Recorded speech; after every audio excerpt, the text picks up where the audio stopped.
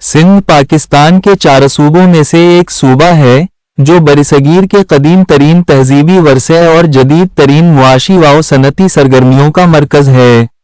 सिंध पाकिस्तान का जुनूब मशरिकी हिस्सा है। सिंध की सूबाई ज़बान सिंधी और सूबाई दारुल हुकूमत कराची है। सिंध को बाब अल इस्लाम भी कहा जाता है। लफ्ज़ सिंध दरअसल दरियाए सिंध ही से मुस्तैयार है जो संस्कृत लफ्ज़ सिंधु की मौजूदा शक्ल है। ज़ैली मंतका हारा में वाक़े होने की वजह से सिंध की उमूमी आबोहवा गर्म और खुश्क है, जबकि साहिली इलाकों का मौसम कदरे मरतूब है। ताहम गर्मियों में मौसम सख्त गर्म और सर्दियों में मौसम इंतहाई सर्द रहता है। सिंध का इलाका जेकब आबाद अपने रिकॉर्ड दर्जा हरारत की वजह से मशहूर है। जुलाई और अगस्त के माह मॉनसून के मौसम हैं। सिंध में औसतन सालाना 7 इंच बारिश होती है। ये बात कम ही अफराद जानते हैं कि सिंध के शुमाल में कोह खेरथर के बाज़ इलाके सतह समंदर से 6000 फीट बुलंद हैं और मौसम सुरमा में अक्सर यहाँ बर्फबारी होती है। ज़माना कदीम सिंध अपने दामन में दुनिया का कदीम तरीन तहजीबी विरसा समोए हुए है। मोहनजोदाड़ो के खंडर बताते हैं कि दरावी अपने इल्म व फन में यकता, काश्तकारी और तिजारत से आगाह महज़ब कौम थे। सिंध के दामन में कई शहरी मराकिज़ कायम थे जिन्हें बाकायदा मंसूबा बंदी के तहत तामीर किया गया था। सिस्टम के कायदे के मुताबिक आबाद इन शहरों में शाहराएं पुख्ता थीं और निकासी व फराहमा आब का ज़ेर ज़मीन निज़ाम मौजूद था। मगर फिर किसी नाकाबिल दरियाफ्त वजह से सिंध के ये अजीम मराकिज़ तबाही से दोचार हो गए। मोहनजोदाड़ो और दीगर दरावी मराकिज़ की तबाही की क्या वजूहात थीं, इस पर इख्तिलाफ पाया जाता है। बाज़ इसे कुदरती आफात और सैलाब करार देते हैं, जबकि बाज़ के नज़दीक वस्ती एशिया और मशरिकी यूरोप से आर्याओं की फौजी हमले ने ये तहजीब तबाह कर दी। आर्याओं ने यहाँ आर्याई तहजीब की बुनियाद डाली जो दरियाए सरस्वती और दरियाए गंगा के किनारों तक फैली हुई थी। ये तहजीब 1500 कब्ल मसीह में अपने उरूज पर थी। हिंद आर्याई तहजीब ने हिंदुस्तान के मजहब, रसूम, मुआशरत व रहन सहन पर नुकूश छोड़े हैं। ताहम माहिरीन के ख्याल में दरियाए सिंध के रुख की तब्दीली, सैलाब, बैरूनी हमला आवर या जलजला अहम वजूहात हो सकती हैं। 1921 ईस्वी का वाक़े है कि राय बहादुर राम ने हरप्पा के मकाम पर कदीम तहजीब के चंद आसार पाए।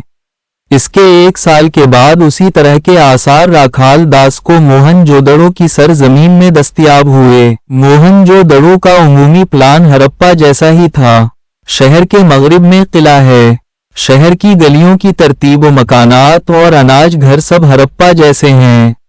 अलबत्ता यहाँ की मुनफरिद और सबसे नुमायां चीज यहाँ के घर हैं। बड़ा गुसल खाना, बड़ी बावली या अजीम हम्माम, बड़ी सी इमारतें हैं जिसके वस्त में एक बड़ा सा तालाब है। मोहनजोदड़ो दरियाए सिंध के अंदर एक जजीरा नुमा खुश्की पर वाक़े था। इसके एक तरफ दरियाए सिंध था और दूसरी तरफ दरियाए सिंध से निकलने वाला नाला बहता था। ये आगे जाकर वापस दरिया में मिल जाता था। उसी लिए शहर की हिफाजत के लिए एक लंबा हिफाजती बंद बांधा गया था। मोहनजोदड़ो में बार बार सैलाब की तबाहकारियों का सबूत मिलता है। सैलाब से आने वाली मिट्टी की वजह से इस शहर की सतह इर्द गिर्द की जमीन से 30 फीट बुलंद हो गई। मोहनजोदाड़ो के वो आसार जो सबसे ज्यादा गहराई में हैं, वो सबसे ज्यादा तरक्की का पता देते हैं। यानी जब यहाँ के शहर पहले पहल बने तब यहाँ की तहजीब अपने उरूज पर पहुंच चुकी थी और बाद में उसे जवाल आता रहा। मोहनजोदड़ो में किला असल शहर के अंदर एक मुनफरिद और मुमताज हैसियत रखता था, जिसके इर्द गिर्द गलियां एक जाल की शक्ल में फैली हुई हैं और गलियों के इस जाल में जगह जगह इमारतों के ब्लॉक में किला और शहर और किले के दरमियान में एक वाज़ेह खला है।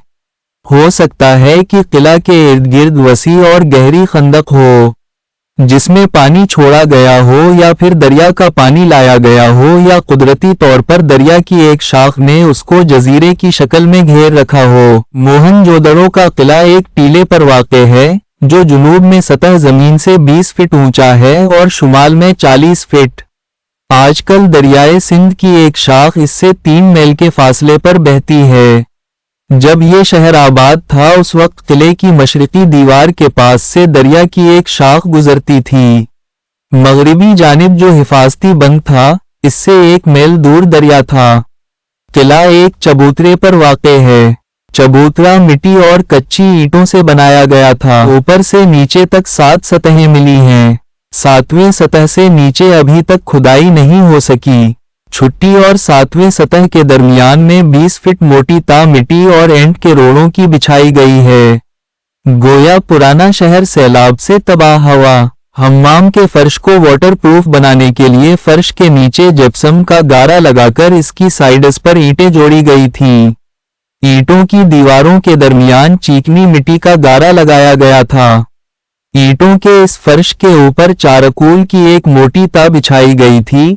दीवारों में भी यही उसूल अपनाया गया था। इसके पीछे आखिर में ईंटों की चुनाई। जुनूब मगरिबी कोने पर पानी की निकास की एक खूबसूरत निकासी नाली थी। मोहनजोदारो के आसार कदीमा में एक अनाज घर की इमारत मिली है। इस इमारत के 27 हिस्से थे और अनाज घर के फर्श के नीचे हुआ गुजरने के हुआ दान बनाए गए थे। फर्श और दीगर तामीरात में लकड़ी का वाफिर इस्तेमाल किया गया था। मोहनजोदारो के उरूज के ज़माने में गलियां कच्ची होती थीं, मगर उनमें पुख्ता ज़मीन दोज नालियां हुआ करती थीं। मुनासिब मकामात पर पुख्ता ईंटों के मैन होल थे, जिनको शहर का अमला साफ करता रहता था। गंदे पानी की निकास का ज़मीन दोज इंतज़ाम था। अहम गलियों के मोड़ पर एक छोटा सा कमरा होता था, जो गली में खुलता था। बज़ाहिर ये चौकीदार का ठिकाना था। उसी से लगता है कि शहरी मामलात के बारे में सरकारी इंतजाम बहुत अच्छा था। ये भी जाहिर होता है कि कम अज कम 3 दफा सैलाब आया, जिसमें पूरा शहर तबाह हो गया और फिर बाद में इसके ऊपर दोबारा बसाया गया। हर बार जब नया शहर बना तो उसका फने तामीर जवाल का शिकार हुआ। जवाल पर आमादा शहर को आखिर में हमला आवरों ने बर्बाद कर दिया। बड़ी अजनास गंदुम और जू थी। इसके अलावा तिल और मटर भी काश्त किए जाते थे। कपास की काश्त का सबूत मोहनजोदाड़ो से मिला है। कपास के धागे से बने एक कपड़े का टुकड़ा भी मिला है, जिस पर सुर्ख और सियाह रंग किया गया था। आज भी सिंध की अजरक के ये मखसूस रंग हैं।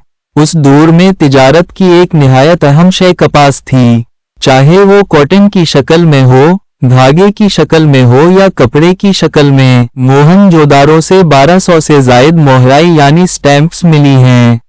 औसत दर्जा की स्टैंप्स इतनी शानदार हैं कि दस्तकारी का शाहकार मालूम होती हैं। स्टैंप्स पर जानवरों की, मसलन एक ऐसा घोड़ा जिस माथे पर सींग है, एक तस्वीर बेल की है, छोटे सींगों वाला बेल जिसकी गर्दन पर गोश्त की चादर सी लटकी हुई है, एक सींग वाले गेंडे की कुछ तस्वीरें भी मिली हैं। ये जानवर इस जमाने में यहाँ मौजूद था। शेर भी वादी सिंध के जंगलों में होता था। एक स्टैंप पर एक आदमी दरख्त पर बैठा है, नीचे शीर खड़ा उसकी तरफ देख रहा है। मोहनजोदड़ो के मिट्टी के बर्तन चौक से बुने हुए हैं। पहले बर्तन पर जर्द पानी चढ़ाया गया, फिर इस पर सब्ज और सुर्ख रंग में तस्वीरें बनाई गई हैं। बाज बर्तनों पर ऐसी स्टैंप्स को लगाया गया है जो या तो कारखाने का नाम है या तो ये बर्तन के मालिक का नाम भी हो सकता है, जिसके हुक्म से ये बर्तन बनाए गए हैं। अमीर औरतें बकसरत जेवर इस्तेमाल करती थीं, जिसमें सोने, चांदी और नीम कीमती पत्थरों से बने हार, गिलूबंद और बाजों बंद शामिल थे। इनके अलावा सोने के तावीज जिनमें सफेद लई जड़कर फूल बनाए जाते थे, सादा सोने के कंगन और बाजू बंद होते थे जिन पर सोने का काम होता था। सुर्ख अकीक से मनके बनाए जाते थे, जिन पर बारीक नक्श खोदकर उनमें सफेद रंग भरा जाता था। यूं तो सुर्ख मनके पर सफेद फूल बनाए जाते थे। मनकों के अलावा कानों की बालियां और नाक के लौंग भी बनते होंगे। तांबे के आईना होते थे जिनको पकड़ने का दस्ता होता था। आंखों में सरमा लगाया जाता था। लिबास तो नहीं मिला ना, मूर्तियों से ही लिबास की तफसीलात पर रोशनी पड़ती है। सिर्फ इतना लगता है कि मर्द छोटी छोटी दाढ़ी रखते थे, कुछ लोग मूछें मुड़ाते थे और मर्द कशीदा चादरें ओढ़ते थे या चोगा पहनते थे जिसमें दायां बाजू बाहर रहता था। औरतें मुख्तसर धोती या तहमद बांधती थीं। अमीर औरतें इसके ऊपर कमर बंद बांधती थीं। कदीम सिंध के बहुत से राजों में से सबसे दिलचस्प राज रस्म उल खत है। इसे पढ़ने की कोशिशें दुनिया भर के माहिरीन ने की हैं, लेकिन खातिर ख्वाह कामयाबी नहीं हुई। कदीम सिंध की कल तहरीरें 5000 से भी जायद हैं। सबसे तवील इबारत में सिर्फ 17 अलामतें या शक्लें हैं। कुछ लोगों का ख्याल है कि ये शायद बाज अफराद के नाम हैं या कबीलों के नाम हैं। कदीम सिंध के लोग कौन थे? कदीम सिंध के तूल व अर्ज में कौन सी नस्ल या नस्लें आबाद थीं? इस बारे में पुराना तस्वुर है कि ये लोग दरावर थे, मगरबी एशिया से आए थे और तहजीब सिंध के जवाल के साथ ही जुनूब व मशरिक की तरफ चले गए। मोहनजोदाड़ो में कब्रें नहीं मिली हैं। 5 जगहों पर लाशें यकजा मिली हैं और लगता है कि ये सब लोग कत्ल हुए हैं और लाशें अपनी जगह पड़ी पड़ी दफन हो गईं। तारीख दानों का कहना है कि इस बात में कोई शक नहीं है, बाकायदा कब्रिस्तान शहर के मुजाफात में कहीं होगा, जिसे अब तक खोदा नहीं गया। अब ये कौम किसी कुदरती आफत का शिकार हुई या तूफान नूक आया अल्लाह के अजाब से यहाँ मौजूद जिंदगी एक झटके में ख़त्म हो गई, इस बात का खुलासा अभी माहिरीन से नहीं हो पाया। बस हम इंसानों को ये याद रखना चाहिए कि ये दुनिया अल्लाह की बनाई हुई है और रोज़ क़यामत उसे फना होना है।